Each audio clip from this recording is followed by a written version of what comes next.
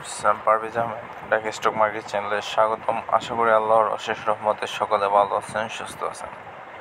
তো মার্কেটে আজকে 169টি কোম্পানি আপ এবং 146টি কোম্পানি ডাউন। তার মানে মোটামুটি 50-50 বা 60-40 এরকম রেশিওতে মার্কেট আছে। তার মানে মার্কেট কিন্তু সবার যে পোর্টফোলিও যে পজিটিভ হয়েছে তা কিন্তু নয়। দেখা যাচ্ছে যে বেশিরভাগেরই অর্ধেক পোর্টফোলিও আজকে পজিটিভ এবং অর্ধেক পোর্টফোলিও নেগেটিভ, এরকম হওয়ার কথা। কিন্তু অনেকে আছেন যারা মনে করেন ব্যাংকিং সেক্টরে তাদের ইনভেস্ট নেই, ফার্মাসিউটিক্যালে নাই, তাদের আছে মনে করেন আদার্স সেক্টরগুলোতে বা লো পেইড আপ বা যেগুলো এখনও মোমেন্টামে আসলে হয়তো বা তারা জেড ক্যাটাগরি শেয়ার তাদের হোল্ডিংয়ে আছে। সো সেগুলো কিন্তু এই মুহূর্তে সেরকম পজিটিভ মোড নিতেছে না। তো আমি আপনাদেরকে অনেক আগে থেকে বলছিলাম যে ব্যাংকিং সেক্টরের কথা, কারণ এটা অনেক আন্ডার প্রাইসে ছিল এবং মার্কেটে লেনদেন ছিল না, যার জন্য যে একটা পার্টি আছে যে যারা সে কিনবে এই পরিমাণ ক্যাশটা ছিল না। জানি না ক্যাশটা কই থেকে আসছে, বাট ক্যাশ আসতেছে এবং তারা কন্টিনিউয়াসলি এই ব্যাংকিং সেক্টরের দিকে বেশি ফোকাস, কারণ তার লোভনীয়তার জন্য এখনও কন্টিনিউয়াসলি আসতেছে। তো আজকে দেখতে পারতেছেন যে মার্কেটের অলমোস্ট 40% লেনদেন কিন্তু ব্যাংকিং সেক্টরে আছে। তো সেটা আমি বলতে চাচ্ছি না, সেটা আপনারাই দেখতে পারতেছেন। আমার ভিডিওতে অনেকেও বলছিল যে তাদেরকে আমি ব্যাংকিং সেক্টরের শেয়ারগুলো দৌড়াই দিতে যাচ্ছি, কারণ প্রচুর দাম বৃদ্ধি পেয়েছে। সো আসলে আপনাদের এটা উপকার করতে গেলে আমার একটু সমস্যা হয় আর কথা শোনা লাগে মাঝে মধ্যে। এটা স্বাভাবিক, আপনার কাছে শেয়ার নাই, দেখতেছেন এটা মুভ করতেছে, তখন আপনার খারাপ লাগবে। আপনি দেখতেছেন মার্কেট 100 পয়েন্ট আপ হচ্ছে, বাট আপনার পোর্টফোলিওতে আপনার শেয়ারের দাম কমতেছে। সো এটা খারাপ লাগা স্বাভাবিক। এটা তো আর এইরকম কোনো চুক্তি নেই যে মার্কেটে 100 পয়েন্ট বাড়লে আপনার স্টকটা বাড়তে হবে, তাই না? সো এরকম কোনো নিয়ম নাই।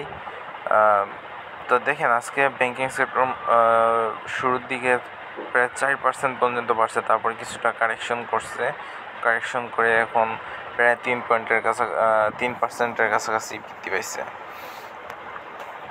সো ব্যাংকিং সেক্টরের শেয়ারগুলো কিন্তু অলমোস্ট অনেকগুলো শেয়ারই তার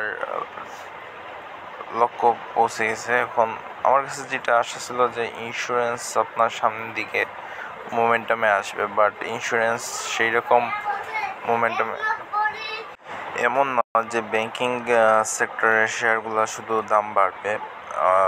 আমার আশা আছে যে সামনের দিকে ইন্স্যুরেন্স সেক্টর কয়েকটা আছে যেগুলো ভালো পারফরমেন্স করবে। আর ইন্স্যুরেন্স সেক্টরের এমন একটা জিনিস যে যেমন ব্যাংকিং সেক্টর আপনি দেখতে পাচ্ছেন যে ব্যাংকিং সেক্টরে সবার আগে দৌড়কে দিছে, সবার আগে ব্র্যাক ব্যাংক দিছে, তারপরে আস্তে আস্তে সিটি ব্যাংক, প্রাইম ব্যাংক, সবগুলো ব্যাংকই এখন মোটামুটি ভালো পারফরমেন্স দিতে সক্ষম হয়েছে। সো আমি এটা বিশ্বাস করি যে মার্কেটে সবসময় যদি আপনি আগে স্টেপটা নেন, অন্যদের চেয়ে আগে স্টেপটা নেন, তখন আপনার আর কি একটা সুবিধা থাকে। সাময়িক একটা কষ্ট থাকলেও লং টার্মে আপনার বেনিফিট হওয়ার সম্ভাবনা আছে। এখন ইন্স্যুরেন্স সেক্টর ডাউন পজিশনে আছে, যখন ব্যাংকিং সেক্টরে একটা ম্যাচিউর পর্যায়ে চলে যাবে তখন ম্যাচিউর টাকাগুলো ইন্স্যুরেন্স বা আইটি সেক্টরের মধ্যে ঢোকার চেষ্টা করবে। সো আইটি সেক্টরের মধ্যে আমি দেখি যে একটা স্টকি আছে, সেটা হচ্ছে আইটিসি। সেটার পারফরমেন্স যদি দেখেন ধারাবাহিক ইপিএস আছে এবং সামনের দিকেও থাকবে আমি আশা করি। আর আজকে দেখেন টেনাই সেক্টরে যাদের ইনভেস্টমেন্ট আছে তারা সবচেয়ে হতভাগা আমি বলবো। বিশেষ করে বেডবিসি এবং বাটাসু, এই দুইটা কোম্পানি মাল্টিন্যাশনাল কোম্পানি হওয়ার সত্ত্বেও তাদের ইপিএসে প্রচুর নেগেটিভ আসছে, যেটা মানা যায় না। আর তাছাড়া দেখেন যে এই যে অ্যাপেক্স ফুড, এই স্টকটা মোটামুটি লেভেলের আছে, বাট তাদের যে নেট অ্যাসেট ভ্যালু এনএবি তাদের নেট অ্যাসেট ভ্যালু হচ্ছে 432, বাট তারা ইয়ারলি আর্ন করতেছে মাত্র 5 টাকা 6 টাকা। সো এটা আমার কাছে মনে হয় যে একটা অপর্যাপ্ত একটা বেনিফিট তারা আর্ন করতেছে বা ইপিএস আর্ন করতেছে। সো এই হিসাবে তাদের নেট অ্যাসেট ভ্যালু অনুযায়ী তাদের 40 থেকে 50 টাকা ইপিএস হওয়া উচিত ছিল। সো এইটা কিছুটা হতাশা। তারপরে অ্যাপেক্স টেনারি, এটার অবস্থা আরও বেহাল দশা। তার তো ইনকাম নাই, বরং দিন দিন তার নেট অ্যাসেট ভ্যালু প্রায় এক সময় 60 টাকা 65 টাকা পর্যন্ত ছিল, ঠিক আছে। তো ওই জায়গা থেকে কমতে কমতে এখন 32 টাকায় চলে আসছে, এক সময় হয়তো বা 30 টাকার নিচে চলে যাবে, ঠিক আছে। তারা যদি ওই রকম পারফরমেন্স না করতে পারে তাহলে এইরকমই হওয়ার কথা। এই বছর আমার মনে হয় না তারা কোনো ডিভিডেন্ড ডিক্লেয়ার করবে। তাদের পিই হইতেছে -4.27। সো 71 টাকা, এটা ওভার প্রাইস।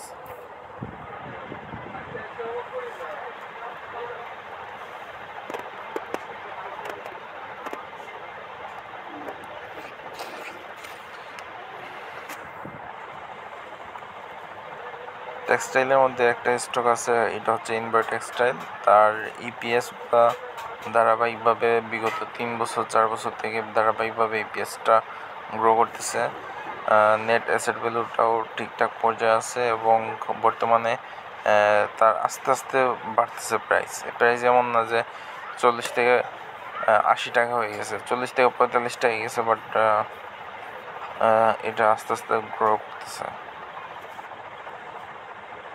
এবং তার পাবলিক হোল্ডিং কম আছে, ইনস্টিটিউট একটু 26% আছে, আর ডাইরেক্টর হোল্ডিং মেজরিটি। সো আশা রাখা যায় যাবে, ঠিক আছে।